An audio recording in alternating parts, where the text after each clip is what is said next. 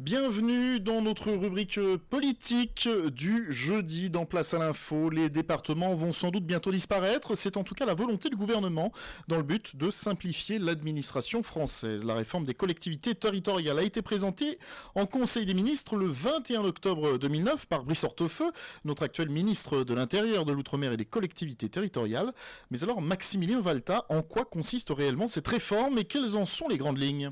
Alors, le projet de loi a été adopté en première lecture par le Sénat le 5 février dernier. Il crée les conseillers territoriaux, appelés à siéger pour 6 ans à la fois à la région et au département, en remplaçant des conseillers régionaux et généraux, et ceci à partir de 2014. Le nombre d'élus devrait ainsi passer de 6 000 à environ 3 000.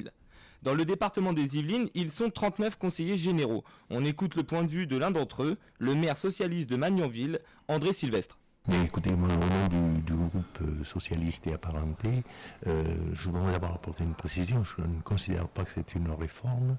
Nous considérons plutôt que c'est une destruction des lois de décentralisation qui est préparée actuellement. Simplement parce qu'on supprime, en supprimant le département, ou du moins les conseillers généraux, en les regroupant avec les conseillers régionaux pour en faire des conseillers territoriaux, on crée une structure du moins théorique, du moins abstraite, et qui ne correspond pas du tout à les traditions de la République française. Voilà. Je crois qu'il faudrait être de mauvaise foi, qu'on soit de droite ou de gauche. C'est pas une question de combat idéologique, c'est une question de combat démocratique de tous les temps, de tous les jours, et c'est surtout un combat de démocratie citoyenne et locale. Alors, on nous vulgarise du mot démocratie sur toutes les ondes, sur tous les écrans de télévision, et quotidiennement et plusieurs fois par jour. Malheureusement, je dis, aujourd'hui, on est arrivé à un point où la démocratie, pour certains, c'est comme la confiture, moins on en a, plus on l'étale. Du côté du Parti socialiste, la réforme a fait l'effet d'une bombe. En effet, André Sylvestre nous a d'ailleurs dit qu'il ne s'agissait pas d'une réforme, mais plutôt d'une destruction. Mais alors, qu'en pense la droite qui est à l'origine de ce projet qui fait tant parler ? Alors, Olivier Delaporte, conseiller général et maire UMP de la Selle-Saint-Cloud, nous fait part de son point de vue déjà bien avancé sur la question.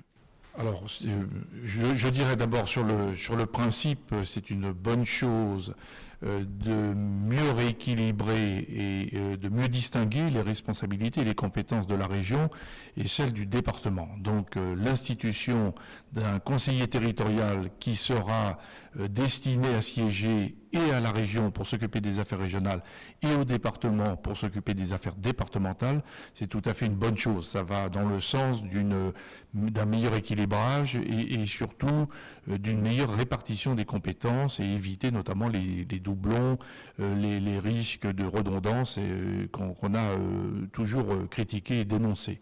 Donc ça, c'est la première des choses. Ensuite, il y a la mise en œuvre, on en parle beaucoup aujourd'hui, du scrutin, du mode de scrutin qui sera utilisé pour cette élection. Il y a des débats. Moi, il me semble que ce qui est retenu aujourd'hui, c'est-à-dire l'institution d'un scrutin à 2 tours, est tout à fait cohérent avec la nécessité de rechercher un bon lien avec le terrain et avec les territoires. Je crois qu'il faut que le conseiller territorial soit en lien étroit avec les territoires et avec les populations qu'il représente. Je crois qu'il est, au contraire, il serait dangereux de mettre en place des formules trop proportionnalistes qui inévitablement conduisent les élus à se distancier des populations et des terrains qu'ils sont censés représenter. Après ces deux points de vue totalement contradictoires, comme c'est souvent le cas entre les deux partis majoritaires français, le Parti socialiste et l'UMP, sachez tout de même que la réforme est étudiée depuis mardi 25 avril à l'Assemblée nationale. Rendez-vous dans quelques semaines ou quelques mois pour voir le sort réservé à cette réforme, qui ne manque pourtant pas d'initiative et de renouveau. Et enfin, si tout cela ne vous a pas suffi, petite session de rattrapage sur le site du ministère de l'Intérieur, de l'Outre-mer et des collectivités territoriales, www.intérieur.gouv.fr.